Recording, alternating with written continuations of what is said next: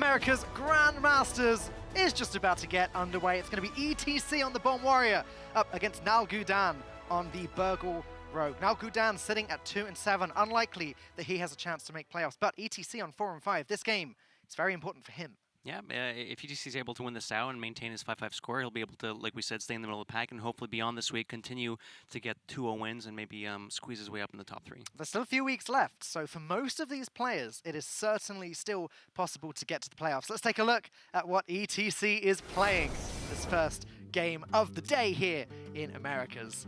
And yeah, it's pretty much a standard Bomb Warrior. Anything you want to point out? ETC is running one copy of Weapons Project, and Harrison Jones is in his main list. We've seen a lot of Bomb Warriors kind of cut Weapons Project out.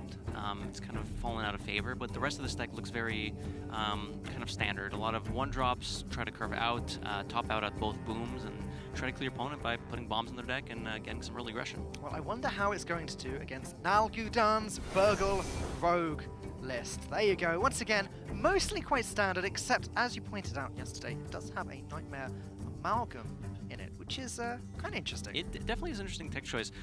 We saw in the past people try to put in Wisps to help them activate Miscreant or something on the play, because it's difficult for Rogue to do that. However, this is another way to go about having an extra thing to do when you're on the play and you don't have something to activate the Miscreant. You can just play a 3-mana 3/4. And it being a mech, it also works with both Snip, Snap, and Zilliax, which is an added benefit. All right, here we are to game 1. That's a lot of bombs available to ETC should these augmented Alex stick. Indeed. And Nalguidan does have backstab SI7 agents still. One of them. Looks like ETC is just going to go on and coin out the first Alex. So the first Alex gets played, the backstab SI7 agent deals with that, and then I guess the second Alex gets played, but then Nalguidan can actually trade the SI7 with the dagger and deal with that. So actually Nalguidan does have all of the answers that he needs for the next couple of turns. Finding the SI7 agent after the mulligan does let Nalguidan clear this up. He did keep backstab Miscreant, which is on the play almost exactly what you want to see as the Rogue, because it's one of the only ways to activate the Miscreant since there is no coin. Well, at least on turn 3. Later on it becomes a bit easier, you can squeeze in some other cards to activate it. What does ETC do in this position, Language Hacker? Like, it's already so awkward. What now? In some cases when you're running Augmented Relic, it's difficult to actually be able to use it in combination with Clockwork Goblin and Wrench Caliber to shuffle extra bombs in. And the thing is, you're playing a tempo deck. ETC just has to throw stuff out and hopes it sticks, try to fight for board. He can't save onto his resources and try to combo and put more stuff. Yep. So jamming down the Goblin. Yeah, the Clockwork Goblin. If you played the Alec, like you said, the SI7 agent plus the dagger charge would get rid of it. So perhaps ETC is just letting the Clockwork Goblin die out this way and maybe hoping that Nalguidan doesn't have follow-up, and then perhaps Alec can be played later on without dying on board. And failing that later, the Alec can be saved for a turn with a Wrench Caliber or the other Clockwork Goblin. You know, there are other ways of using that card. So I like this a lot. The difference between the 3 and the 4 health isn't too impactful here. But now, Nalguidan, given how ETC doesn't have all that much going on, this could be a turn to play the Spirit of the Shark. Or yeah, I was going to say, this is one of his first decision points if he wants to push for tempo or just hold back, play the Spirit of the Shark and try to get some extra value. And it looks like Nalguidan is going to push for tempo. And this makes a lot of sense, you know, like holding on to that Spirit of the Shark a little bit later when you can play it with a few more cards at the same turn does tend to make a lot of sense. And actually, as Nalguidan has been playing tempo so well so far this game, going on and doing this, it's pretty clear to him that ETC can't do all that much about it. Yeah, definitely. ETC has just been playing his cards out kind of on curve with what he can, so Nalguidan recognizing that pushing forward now on tempo will help him maintain a foothold in this game. ETC's Shield Block, Shield Slam handily deals with a Henge Clan Burglar, and now Nalguidan has to redevelop onto the board. Opting to play the Fairy Dragon and Evil Miscreant. Could have played the Spirit of the Shard, however, it plays right into turn 5 Dynamatic, which he wants to kind of play around.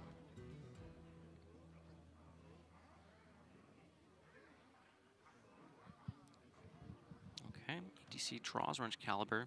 Can help him deal with the Fairy Dragon. He can also decide to just play the Dynamatic and hope that at least 2 of the pings hit the Fairy Dragon, which is fairly likely to do. Not guaranteed, of course. 4 bombs could hit the Miscreant, and the last one could hit the Fairy Dragon, which would be a little bit disastrous, but most of the time the Dynamatic seems like a clear play. Could be considering equipping the Wrench Caliber to deal with the Fairy Dragon. That way, ETC can get an extra swing in next turn if Nalguidan were to develop, say, a Shark after this. So keeping the board small with less than 5 health by equipping the Wrench Caliber means that Dynamatic can clear something like a Spirit of the Shark, which is difficult to clear for the Warrior without Warpath and Dynamatic. Yeah, the Wrench Caliber is clear enough. You know, it does the same thing, essentially, as the Dynamatic this turn, except rather than developing the minion, it develops the weapon. This is fine, you know, keep shuffling those bombs in. I actually like that quite a bit. It's a bit off in terms of mana utilization, but I think this sets up for a much better clear with Dynamatic. If I know we can see Nalguidan's hand has exactly Spirit of the Shark, but this sets up for something like Spirit of the Shark. And here we go, yep, Spirit of the Shark coming down now, and with the Ethereal Lackey, it's one of the best combos in the deck, I find, because rogue spells, on average, quite good. These ones, not so good. Yeah, Stolen Steel, find a Doomhammer, start trucking away. But ETC is running Weapons Project down here, if that were the case. If he took the Stolen Steel, he could have taken the Deadly Poison to buff up the Doomhammer. It's a pretty good wombo combo. A little bit risky, of course. Harrison, I don't remember how much you've played in the past, like, or how far back you've played, but oh yes, I remember. The old Doomhammer to Harrison, and you're like, oh, play 5 mana, overload 2 mana crystals, let your opponent draw 6 cards. It's like, oh, it hurts, you know. And now things are getting a little bit more difficult for ETC. He can't quite guarantee the Dynamatic board clear here, unless I'm miscounting again. Nope. But yeah, off. Which means the Spirit of the Shark probably survives this, as that is how the probability of this kind of thing works. Just like Volcano in the past, the minion with the most health most likely is the one that survives. And that's a little bit annoying for ETC. As, this was more or less the expected outcome. Yes. If the Spirit of the Shark happened to die, then great. But if not, then it is what it is.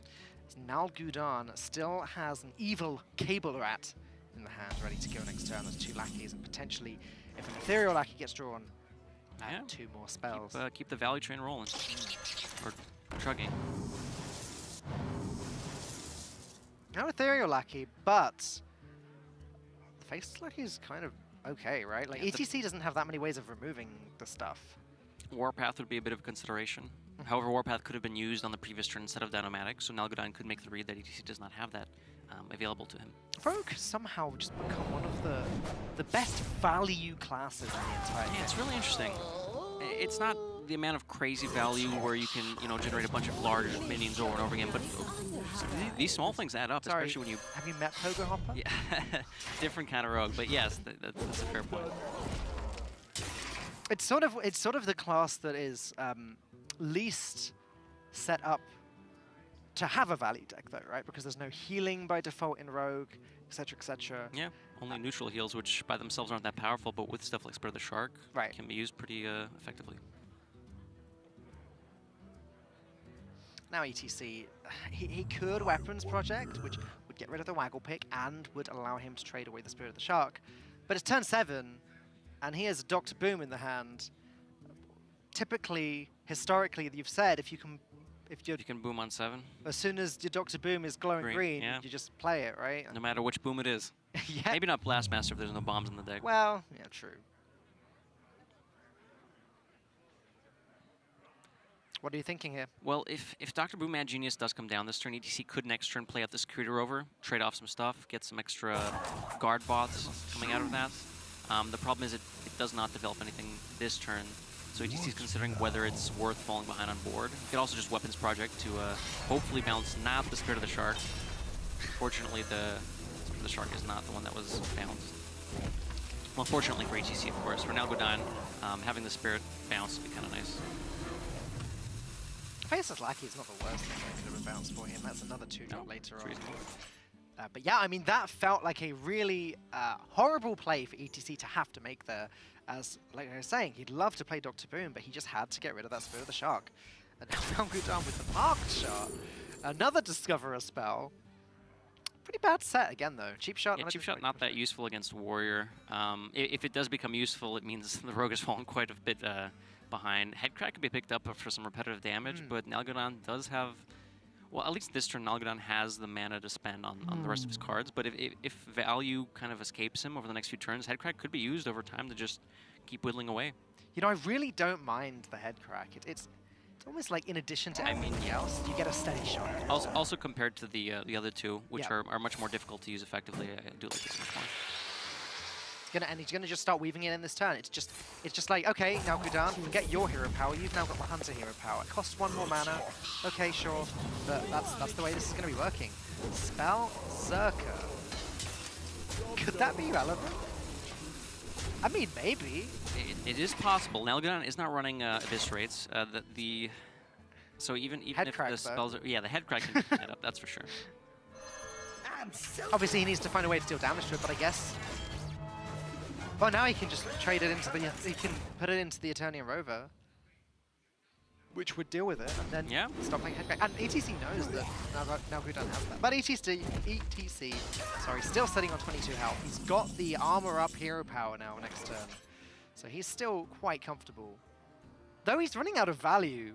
Definitely. ETC is probably going to be looking to pick up something like Omega Assembly to try and refill his mech stockpile.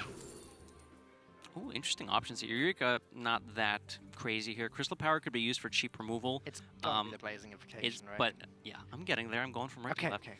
But the Blazing Invocation is probably the best option here. Okay. I mean, rogue battle cries, right? Like rogue battle cries and combos. To be fair, it's combos as much as battle cries to make the rogue stuff strong. But I mean, Hinterland Burglar itself is a battle cry. It's infinite value. Just keep cycling. Yeah. Definitely got a Shiv here. Wants to weave in the Headcrack as well, I imagine. Probably trading off the spell. The thing is, if he does trade off the spell Zerker, it means that ETC can just punch it with the remaining weapon. Seems like an okay trade-off, though. Yeah, it's honestly not bad. Like, it's not doing anything when it's not damaged anyway.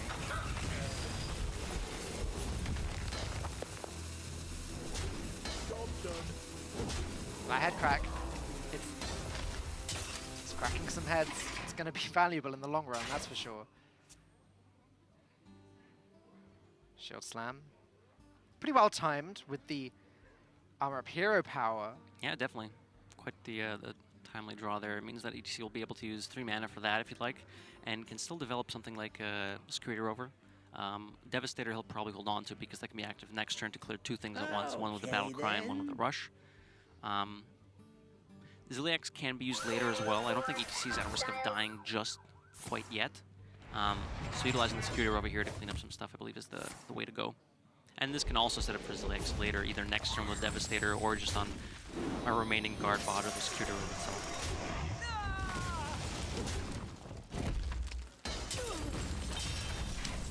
Does get the Discovery Drone there with the next hero power. Oh, Leroy Jenkins. All right, it's time to start counting some damage. That's 6. That's a good start. 6, 10 with the weapon. But now we got to do some creative counting. So 10 with the weapon. Novice Engineer plus Goblin Lackey to rush the Novice Engineer in. Then the Could Life Drinker for 3 damage and then Goblin Lackey as well for an extra +1. Yeah, but fortunately the Weapons Project did, I don't want to say heal, but given Nalguidan some extra armor, I don't think he's definitely going to be concerned about bomb damage just yet. Okay, Ziliax to clear up the mech. So this is a point where Nalguidan could weave in the Headcrack, but I do like this a lot more, just pushing farther for tempo, because the Headcrack is, you know, useful and can be used several times over and over again, but by itself it is a slow way to kill your opponent, so Nalguidan does need to push for a bit of a more aggressive. Dynamatic, though, is a very good answer to this board. The Battle Cry deals with the SS7 agent and the Novice Engineer, and then the fact that it's got Rush, thanks to Dr. Boom, will allow it to trade into Ziliax. Yeah, it helps as well. However, he's not gaining any health this turn. Okay, then. Gonna have to wait, hope the Dynamatic survives, then maybe plonk Ziliax on top of it. That's what he's doing. Okay. Nalguidan can obviously dagger into it, so it's... This is true. Vendetta picked up. Okay. So Nalguidan could... I think he should start off with Blazing Invocation here. He could Vendetta first if he wants to. That is kind of one of the other uses of Blazing Invocation. It activates... It allows the Vendetta to be used. So the Vendetta is not going to be free. I mean, Oh, Face hello. Collector's really Yeah, Nalguidan's interesting. thinking. Loose Specimen isn't bad on an empty board. Yeah, it definitely isn't bad on an empty board. You're right. Loose 'cause it's Specimen's just 5 mana, 6/6. probably just better, right? Now, It depends what he's going to try to do. He doesn't need If you the think- value. He's- That's what I'm saying. If he thinks he needs more value and kind of like space out a few more turns to get to that point where he can set up lethal, then perhaps he'll take the Face Collector. But if he wants to make a push now, then Loose Specimen will be the pick. But if he is going to pick Loose Specimen, that means he wants to go for a sort of tempo game plan, in which case I would have liked to see the Vendetta come out before the Invocation was played.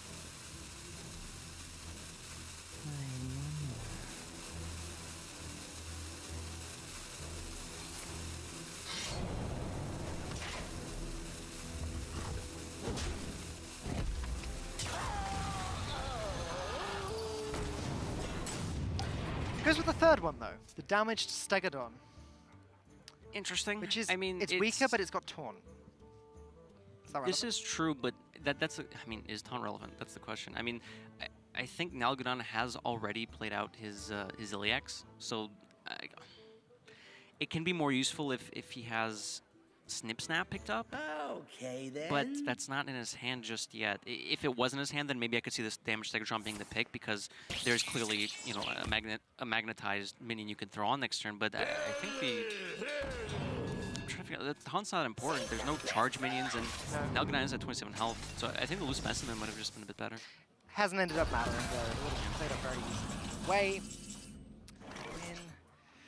Oh, it's starting to run away from Nalguidan here. If ETC can get that Ziliax value, which, let's face it, he's going to be able to at some point over the next few turns. If that Omega Devastator survives, That's going to be a problem. He's Yeah, healing for I 7. feel like the game's slipping away a little bit from Nalguidan. He's very close. I mean, from his perspective, there's no healing right now. He can guess that perhaps there's a Ziliax somewhere in the deck, maybe not in the hand. So he could try to play and set up for a sort of lethal next turn with perhaps Leroy Jenkins, Goblin Lackey, and Headcrack, which would be 6, 7, 8, 9, 10.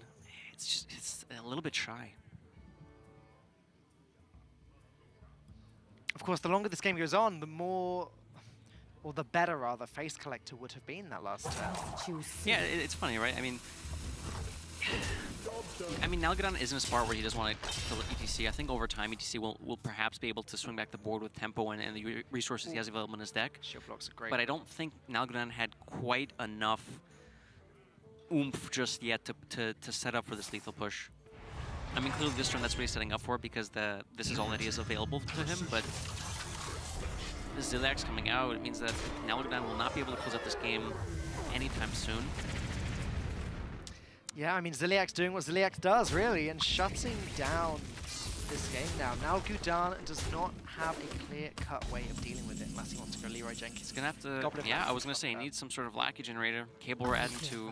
He's just going to concede. Seeds? I think that's an early concede. I mean, the game is very... It's a very uphill battle from there, but I think that might have been a bit early.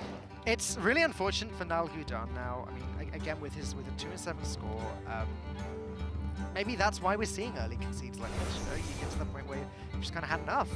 It's possible he is definitely frustrated. I mean, especially when you're so close and you try to set that lethal range. But we've talked about this a lot. When Rogue sets up these sort of kills, unless they have an excessive amount of damage that's way overkill. And Nalguidan isn't running stuff like Eviscerate as well, so the reach is a bit limited. But it's a very fine balance between being able to kill your opponent and then just getting swung back. Well, it's not all over for Nalguidan, as this is best of 3, of course, and he's going to be switching up to his tertiary deck, which is going to include a Coppertail Imposter, a War Gear, and two Coppertail Imposters, 2 Yeah. War Gears, And a Cairn. 1 Cairn, counting, 1 Cairn, 1 Cairn Bloodhoof. Why this change, Language Hacker? One of them was powerful cards. Well, there's a lot of powerful cards in the warrior decks, but one of the powerful cards is Dinomatic. It can help just clean up some of these small rogue minions that otherwise would be difficult to deal with. It can deal with Spirit of the Shard, stuff like that. And having mechs on board means that the warrior can't actually deal with them with Dinomatic. and it's sticking a stealth mini like Coppertail Imposter and then playing a War Gear and going face. That means like it's a 9 damage push. It's difficult to deal with at that point. There's no BGHs in the warrior list right now, so it's a way to stick on board basically without having to worry about Dynamatic. And maybe that's all Nalguidan needed last game, just that little bit more value, that little bit more sticking power to survive Dr. Big Mad Genius's onslaught. Here we go, it's game number 2. And ETC's hand. Double Vendetta, that's interesting. I mean, both of these hands actually are looking pretty good. Turning Rover and then Wrench Caliber ready to go on 4. I mean, that's pretty much what you want as the Bomb Warrior, isn't it?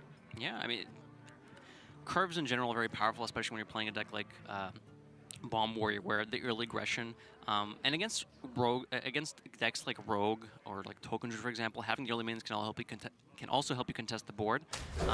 But having that foothold early means that you can more efficiently and effectively use your resources as the game progresses, because you're not behind trying to worry about health total, how much life you have. So if you're ahead with, exactly like you said, Nurturing Rover, Wrench Caliber, stuff like that.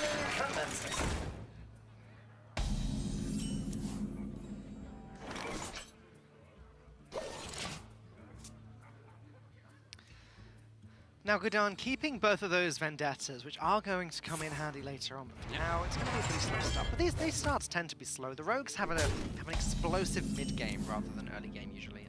Nice Baron Toggle picked up. A lot of value in Nalguidan's hand. But like you were saying, Vendetta, I was wondering if Nalguidan would keep both of them or just perhaps keep only one. Keeping 2 shows that he really values Tempo and wants to make sure he's always ahead. The Bomb Warrior has cards like Alec, Clockwork Goblin, even maybe just cleaning up an Eternum Rover if you don't want that to be magnetized by something can be useful as well. Frothing Berserker. That'd be a pretty good rogue card. That's a pretty good, yeah, that's not a bad pickup. Especially when Nalguidan doesn't have a plethora of options over the next couple turns. The Berserker could just be played out next turn. It's also very good against Dynamatic, which is kind of cute. It's good against Dynamatic. I was going to say it's bad against Militia Commander, but that's being played right now. Yeah. Yeah, Frothing Berserker plus the Vendetta to clear up the Militia Commander is an option. Waggle Pick is also something Nalguidan is going to consider. Slamming that down on turn 4 is... Not a lot of battle... so Nalguidan does have Cable Rat or a Lackey from the Cable Rat that he could bounce with Waggle Pick. It's just to determine whether Waggle Pick's worth it this turn if he wants to develop something else. His Dagger by itself isn't doing too much. Developing the Berserker means that it does die to a Dynamatic if that were going to be in ETC's hand. So it's an interesting turn if Nalguidan wants to set up now for a better turn later on with the Waggle Pick having been equipped, keeping in mind that he knows ETC has 2 weapon destruction in his primary.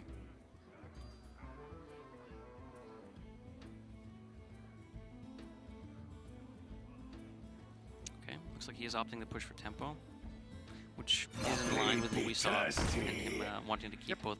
Oh no! Oh no! Now you just forgot about the.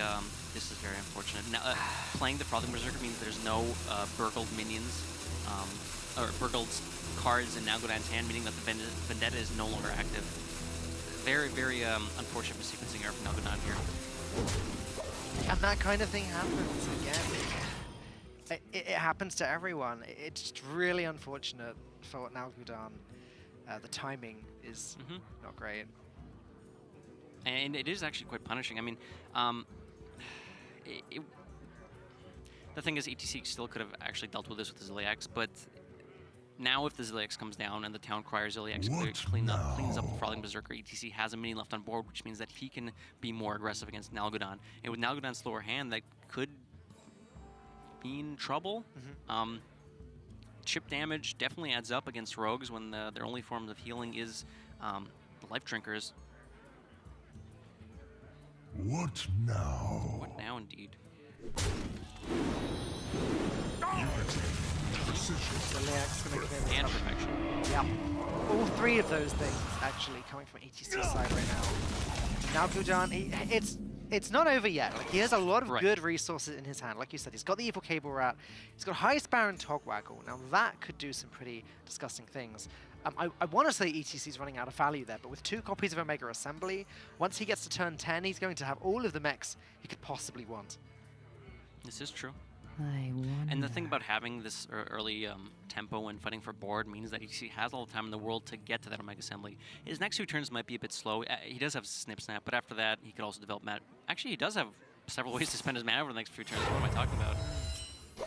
Yeah, I mean, the Omega Assemblies will be stuck in the hand for a little bit, but I think that's fine. Snip Snap is just beautiful here, though, isn't it? Yeah, it's not bad.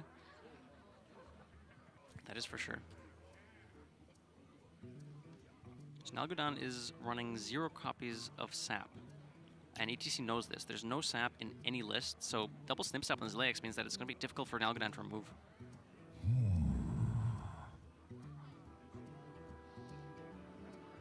No bombs played yet by ETC, which is at least something for Nalguidan. He knows that Blastmaster Boom isn't going to be coming down next turn, so he might have a little bit. Still come down as a 7/7.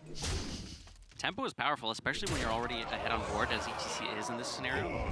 ETC opting to trade here instead of going face. Perhaps playing around something like a Cable Rat into an Ethereal Lack of Sap. And I think ETC is in such a great spot that he doesn't have to be super aggressive and take risks, even though it's not a large risk. With ETC's hand, it's shaping up to be he can bunker up and kind of take this a bit longer. He won't want to take it too long because it'll give Nalguidan time to find value off of High Spirit and Togwaggle and stuff like that. So I don't think ETC wants to play too slowly, but I think this the trade wasn't that bad. Nalguidan doing as many of these things as he can.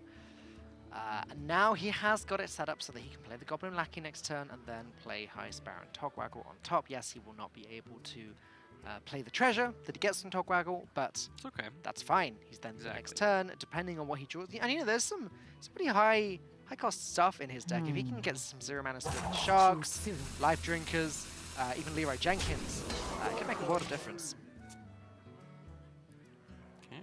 Clockwork Goblin picked up for ETC, but he's in a comfortable spot. He can clear off the Bane Bloodhoof here if he wants to, or continue to push face. Just a good turn to develop Dr. Boom. Like you said, it's green. He's not under a lot of pressure.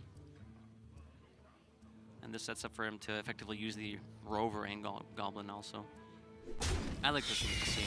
He knows Nalguidan's not running any fans in the deck. 1/1s are actually incredibly annoying for Rogue to deal with. Clearly there's a dagger, but when there's a lot of them, you can't swing. Your dagger doesn't have Mega Inferi, Only attack once per turn. You like that one? Not many things have Mega Wind Fury. That's true, very few things do. But here we go. The Wondrous Wand added to hand, as expected. And now ETC needs to start clearing up this board. But with that shield block pickup, he's got the shield slime, he's got the hero power, and he's got the rushing mechs in his hand. Don't think he's going to have any trouble with this board. Nalguidan needs to get good stuff from this Wondrous Wand. Yep, definitely. Nalguidan needs some sort of crazy swing turn, which is what Wondrous Wand can do. It is wondrous. And a wand. Yeah. Absolutely.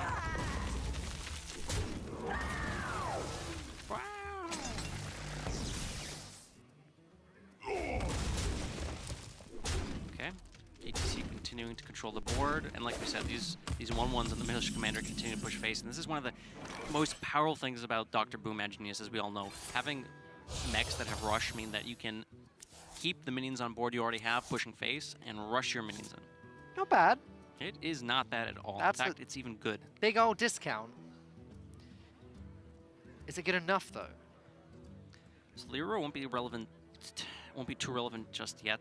Clearly ETC's on way too much health for that to be on the line, and there's not even a big minion that Nalguidan wants to trade the Leroy Jenkins into, so he's probably going to develop these out. Fortunately, with the Zilix in hand, this does give him a way to heal back up.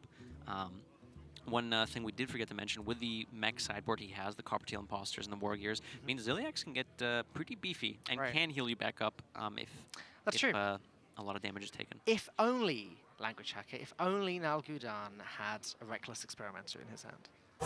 A pre-nerfed Reckless Experimenter. Yeah, that's a fair point. He's going to go ahead and play the Ziliax out right now, healing himself back up to 19, which does seem quite important, actually. He's not as close to being done as he was earlier. There is only one bomb in Nalguidan's deck, so he's not on a super huge sort of bomb clock, but again, trip damage adds up, and especially with Dr. Boom's hero power, a zap cannon here and there, You throw in a kaboom every now and then, and the damage does start to add up, especially when the mechs are fighting for board, and Rogue doesn't have healing other than Ziliax and Left Trigger, like we've talked about. When the Ziliax's gone, that means there's even less available, so Nalguidan has to be aware of his life total as he's fighting for board and trying to swing the game back against ETC.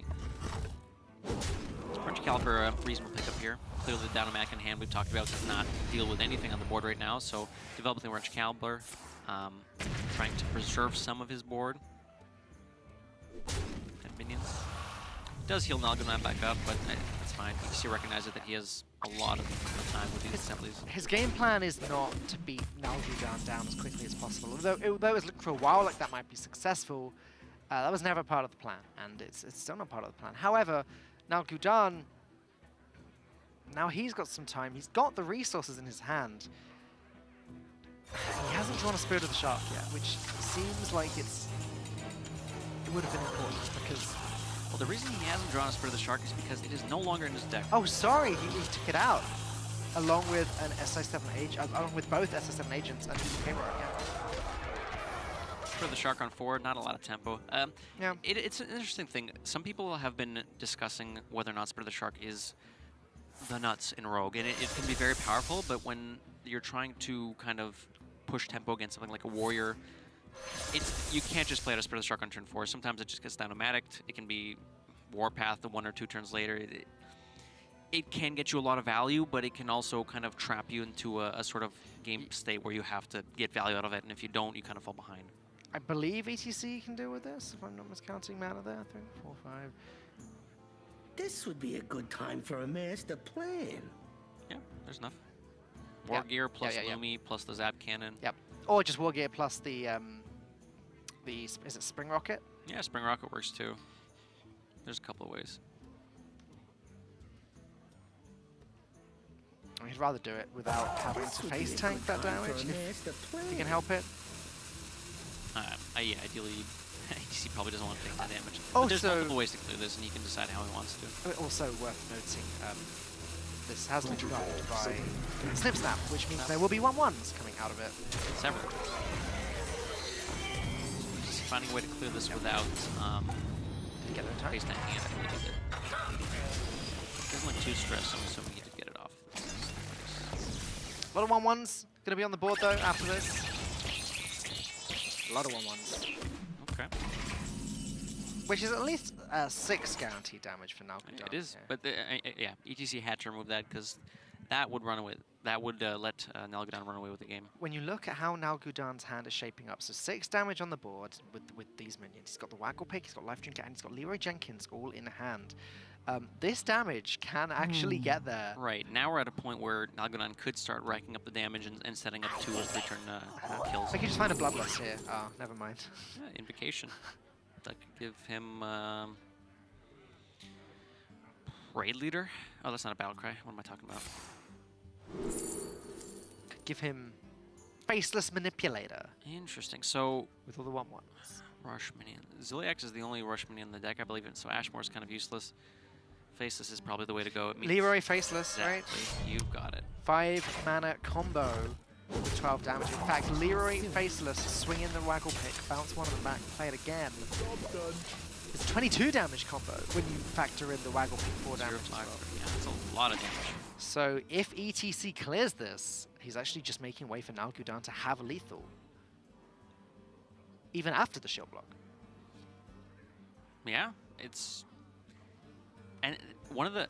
Let's back up a little bit. One of the ways that this was set up is that the Coppertail Imposter, which we were talking about before the game, that Nalguidan switched it to, the list that has that. This would be a good time for Having a master stealth plan. and not being able to be killed by Dynamatic, when it was played, ETC couldn't interact with it, and this allowed Nalguidan to get that huge minion that required ETC's entire turn to deal with, and still left over 6 1/1s, which allowed him to get enough damage into set up basically the lethal we're about to see. It was guaranteed damage.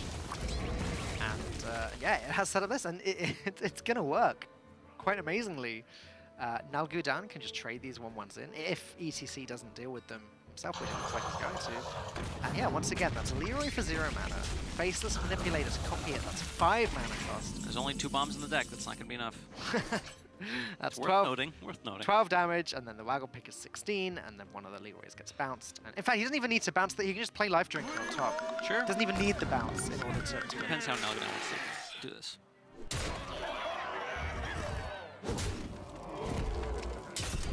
I would like to see the Faceless Manipulate coming out. This is one of these older school combos. Old school cool, so to speak. There you go. Nalguidan ties up this series. The score is 1-1, and despite that rather costly mistake earlier with the Vendetta by playing the Frothing Berserker and realizing the Vendetta was not going to cost 0 after that, he managed to put that one back. It was very well done indeed, and we are going to go all the way to game number 3 in this exciting series. I love game 3s. Yeah. I mean, I'm sure it's a bit more tense for the players, especially for the player who was ahead and then kind of swings back to 1-1. But it's nice seeing a lot of Hearthstone and giving these players a chance to kind of show what they have. As a caster, we can just be like, yeah, game 3, all right, here we go. The pinnacle of our entertainment. Yeah, no, Different story for the players who are sweating on the other side, yeah. Absolutely, yeah. I mean, you would know that, right? You've been playing a lot of best out of 3s recently. Been jamming those cups, throwing a little bit. Yeah, really good at shot put. I've had that in my pocket all weekend, and I've been waiting for it. Well, there you go. It came out. Was it worth the wait? Well, probably not. But you can decide. Those of you. You at home, yeah. They're going to be playing the same decks one more time. Let's take one more look at what they are going to bring. ETC has the Nalguidan first, again with the tertiary deck. It doesn't show on the infographic just yet, but he's adding in Coppertail Imposters, War Gears, and Karen, like we talked about. But he is taking out 1 Cable Rat, 2 SI7 agents, and 2 Spare the Sharks, just in case that wasn't clear earlier. Yes. Well, I certainly learned that the hard way. So there you go. Which does mean he loses a little bit of that value, which is interesting because I would have thought against Warrior, it's value you want, but clearly this has worked out well for Nalguidan. The mech package is very interesting. I've even seen some players tech in, I think Askaka at Vegas had Coppertail Imposters and War Gears set up for the Warrior Mirror, which is actually really interesting. A lot of other players have chosen different options, but this is a definitely powerful package against Warrior, especially when players have exactly Coppertail into War Gear. That's just 9 damage, can't be dealt with Dinomatic. How are you going to shield slam it, stuff like that. And here's ATC's deck one more time, if you've forgotten what still the primary. Double weapon removal, which can help quite a bit against the Waggle Pick. Yes, very standard, but the double weapon removal is important. The Weapons Project Harrison Jones combo is pretty good regardless of what you're up against, actually, which is why it makes it into the primary. Even if the opponent isn't running any weapons, you can play your own weapons project and then play the Harrison for 3 cards drawn. It's a nice little combo. But against a deck that runs Waggle Pick, obviously the double weapon removal comes in very handy. Yeah, and that's why we highlighted these as the key cards. Several players have opted not to have Harrison Jones or Weapons Project, let alone both of them in their lists. So it's nice to see TC have both of them as a kind of nod to Rogue, and definitely a good tech choice because, like we said, there's about 8 Rogues at least today alone. So, Language Hacker, when all of this is said and done with the tertiary deck for Nalguidan and the primary deck for ETC, do you think one of these players is favored over the other? I unfortunately have not played enough with Coppertail Imposter and War Gear to give a reasonable yay or nay on that, but I think the Coppertail Imposter War Gear combo does help quite a bit. It means that Rogue has beefy minions that the Warrior won't be able to deal with, short of something like a Brawl or something. It would have to be a Brawl. Guaranteed, yeah. I think Brawl and only Brawl would be good enough. Yeah, like you said, it's not even guaranteed. It would be the case of ETC having to play a minion. Maybe if he's got the Dr. Boom hero power, play some microbots or something, and then Brawl.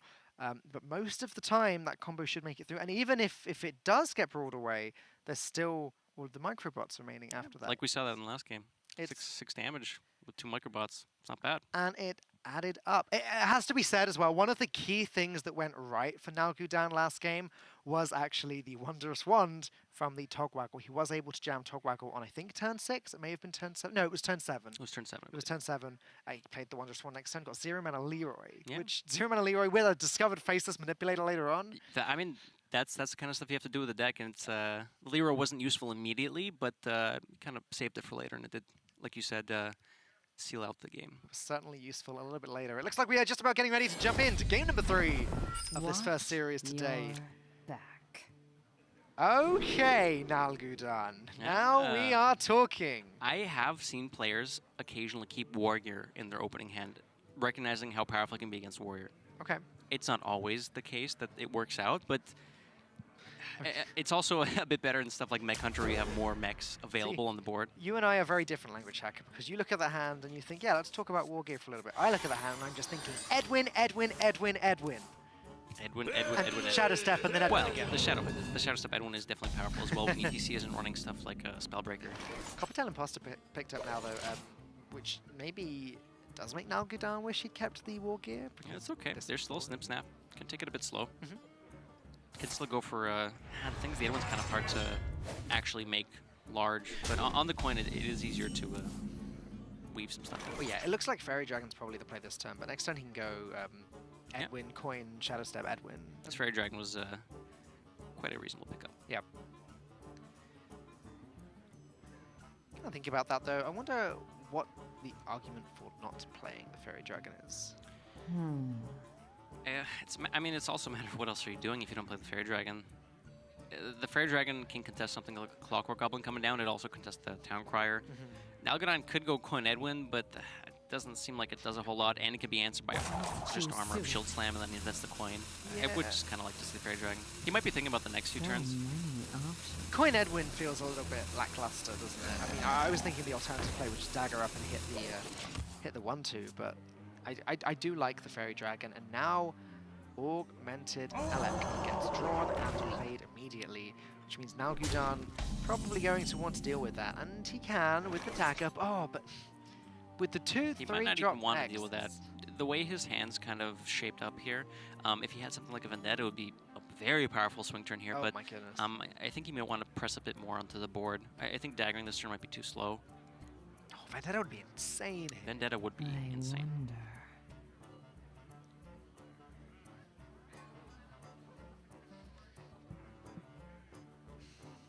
Yeah, the Alec is awkward, but worst case scenario, ETC plays 1 bomb next turn, which means 2 bombs with the Alec there. So it's not like by leaving the Alec alive, Nalguidan gets 20 damage shuffled into his deck. It doesn't quite. I mean, work like eventually, if the board state continues in a way where ETC manages to see the Alec, a lot of bombs could be shuffled in, but I think it's inconsequential in most cases because Nalguidan wants to go for sort of a more tempo-heavy game plan, which is why I'm surprised to see him kill the Alec here instead of developing something else. Perhaps with the Coppertail Imposter and Snip Snap, he believes that he can, take it a bit slow because he has a very powerful mech into mech. What's kind of cool is Snip Snap with Shadow Step. You can go Snip Snap, Snip Snap. Like magnetize one, play the other one by itself, and then Shadow Step it, and then do it again later. It's actually really interesting. Okay, it's moderately interesting. Work with me, Daniel. Ending up with a very slow turn there. Actually playing the Mega Assembly, that's not the fact that he's not entirely certain that he gets to turn 10 with what he's currently got, and maybe adding a mech will guarantee it. And the Security Rover will be great. Maybe the turn after Dr. Boom Mad Genius gets played. Yep. Obviously, the Security Rover having Rush and the Sentries having Rush is a great card. Bots. Many options. Just so you know. Are they guard bots? They are guard bots. Sorry. It's okay. It's fine. They just wanted you to know that. You're very good on card names. Yeah, I try to remember a lot of useless stuff that doesn't actually help me in the game. That's why I throw a lot. You don't play a lot of Arena or anything? I played occasionally, not so much now because it's kind of been a whirlwind of events with World Championship, Vegas, stuff like that. But I did play it every now and then. I've got to say, I really like what they're doing with Arena at the moment. With they're rotating the sets so that it's yeah, like 3 or 4 random sets from over the years rather than just the current standard format. Yeah, I did play that. Anyways, Coppertail comes down.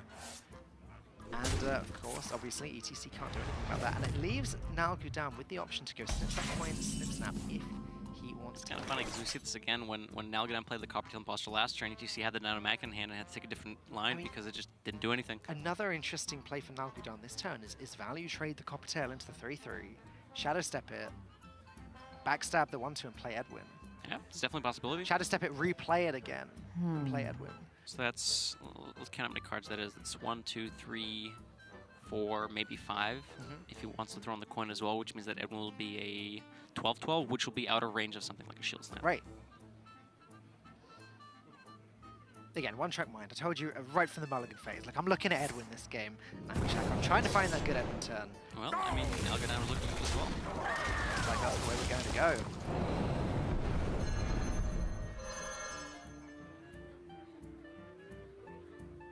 Amalgam coin. Sure. Same difference. Saving that copper tail again for a little bit later when he actually played those. This is fine. Oof. He gets better than fine. Yeah, I think it's better than fine.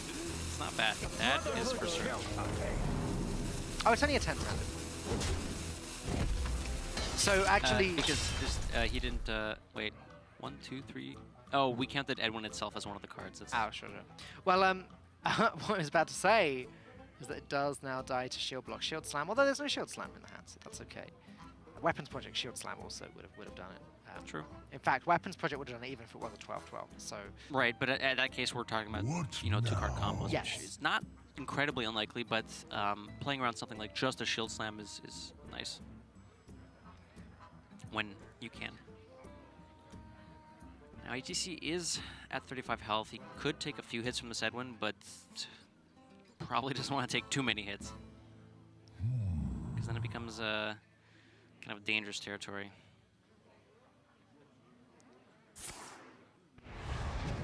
Okay, shield block. Could potentially find a... Oh, I saw one mana. I was wrong like, oh one my mana God. card. Yep. Just gonna go ahead and develop the Eternity Rover and accept that he's going to be taking some damage this turn. I mean, not much else he can do. He can play out the Security Rover, but it just kind of dies, and that doesn't feel great. So I think shield blocking to try and find a shield slam was a reasonable risk to take in ETC spot. Now this is a really tough turn, I think. He's gonna make it pretty. I was gonna say, does he want to go full value on the board here? The double snip snap. Obviously, the Amalgam is half mech, so the Just a little magnetic bit. works. And there you go, 17 damage being sunk right in. Yeah, I like this a lot. It's difficult for... well, first of all, Nalguidan saw that there was no shield slam, so he can make a read that unless it's drawn this turn, shield slam's not there. And even if it is drawn this turn, there's no armor left. So the only way ETC deals with this is something like a brawl, and if brawl happens, worst case, there's a bunch of 1/1s left over. And best case, there's a lot of slams left over. It's looking like, thanks to the power of Nalguidan's tertiary deck, he might be taking this series down.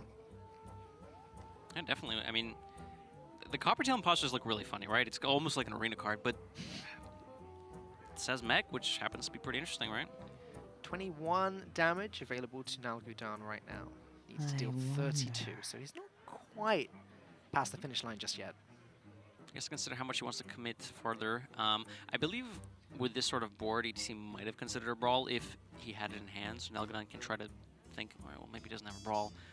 But with the microbots, is that what it's called, microbots? I think it's called the micro squad, sorry. With the micro squad hero power, it's also kind of scary playing into brawl because there's an increased chance that one of those microbots survives. Soul Thrace. That's like it's like a better waggle pick for going face. Goes face Yeah. even if there's a taunt in the way. If it's the taunt It's first, like cheating. then goes face. That is just like cheating.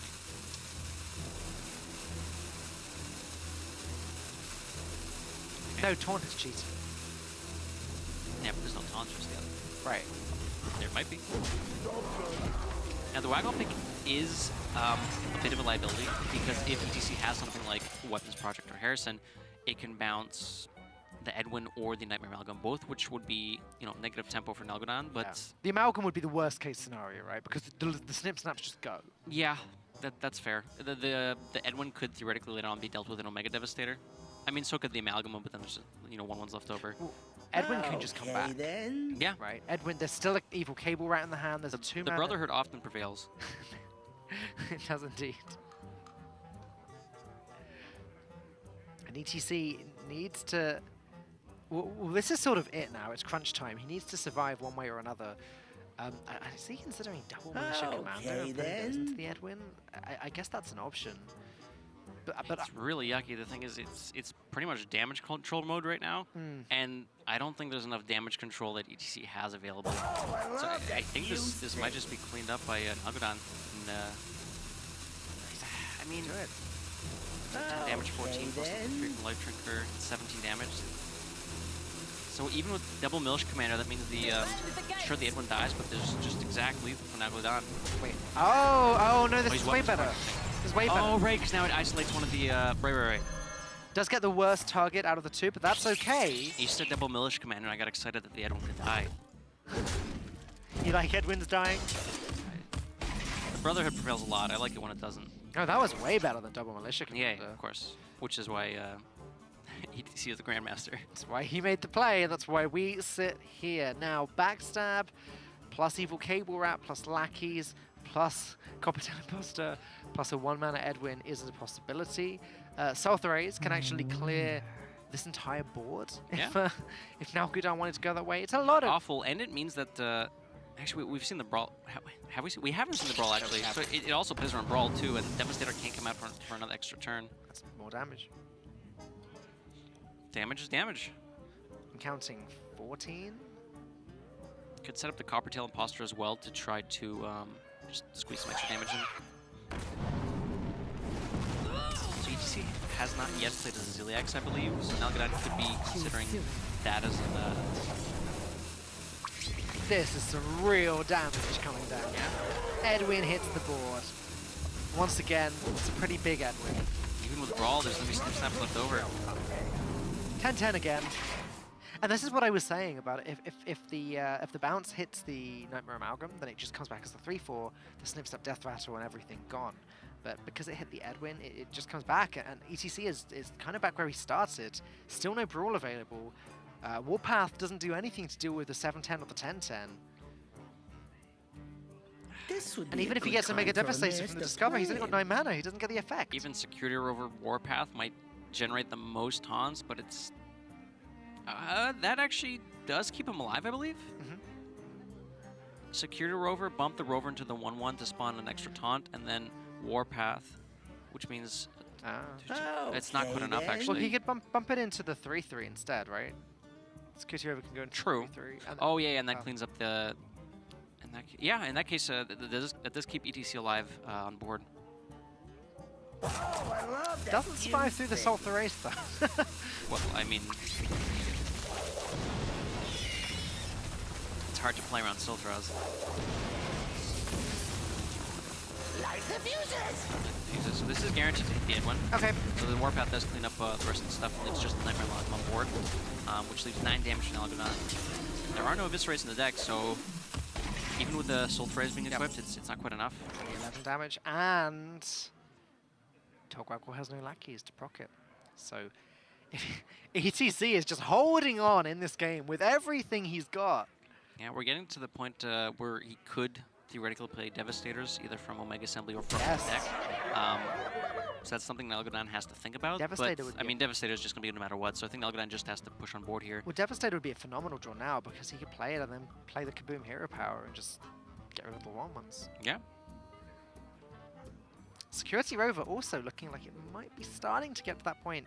Well, it would have been good last turn, but well, it would have been okay last turn. But now, depending on what Nalguidan plays, that Security Rover could be up soon. If there was only a way to deal with this Amalgam, I'm trying to find a line where this... I'm not sure if there is one. Well, it would have to be shield block into Mega Devastator, wouldn't it? Is that even going to be enough? And then you put his Kaboom. Is that even going to be enough? Oh no, it's not enough. You're right. Yeah. I forgot about the 4 It's attack. definitely close, that's for sure, but 4 attack on the weapon. it's just a bit shy. Rover, Brawl. No, it's no good. Wait, Rover Brawl. If the Rover survives, he can Kaboom and he can put the Eternian Rover into one of the 1/1s, before the... which gains some more armor. So we're talking This would be a really, good really time for fringe a outcomes master here. But plan. stuff that, I mean, yeah, and you see saw that line, he realizes nothing in his hand's going to do it, which is why he shield blocks, and I was considering, okay, is there a way that Brawl works here? Oh no, he can't even play the Rover on the Can't Brawl. even- on the Kaboom. So Militia One man Commander, no. What about Security Rover? Security Rover plus This the... would be a no, good time for him. no, it does Oh, I nothing. love that fuse thing. There really is nothing.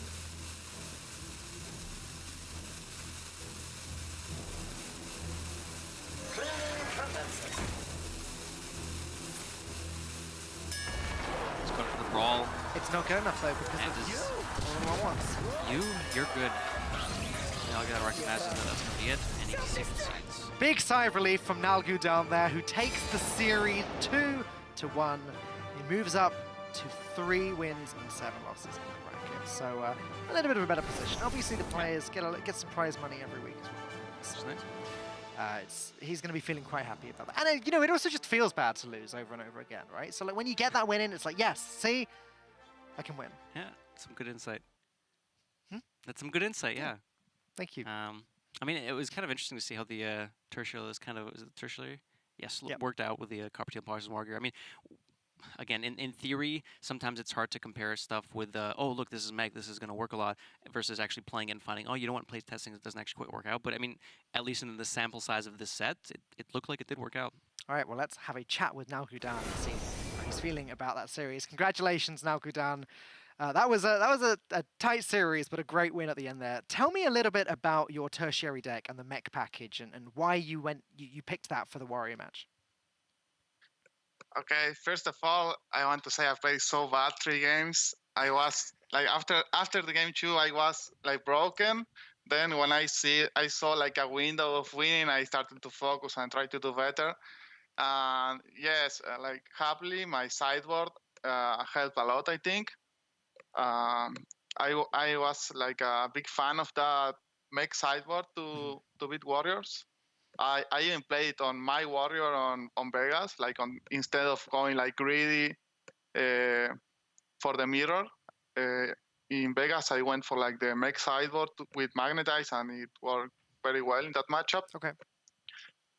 So yeah, well, for this week, I was actually expecting mages from my opponents. I tried to touch a bit extra for mages on my decks, and well, I saw the amalgam 3/4 was like good versus mage, and it also helped with the magnetize pack. So Oh, okay. Makes sense, yeah.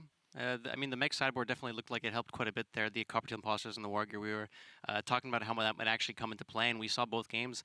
When you played the Copper Tail Imposter, I don't know if you noticed, but the Dynamatic wasn't ETC's hand both times, and he wasn't able to deal with it. yeah, like also because Warrior on turn 4, they always try to answer like with Weapon or the Rush girl. Like they always try to answer on turn 4. So if you play a stealth minion, they can't do anything. So it's besides being a mech, it's also good because it's a stealth minion.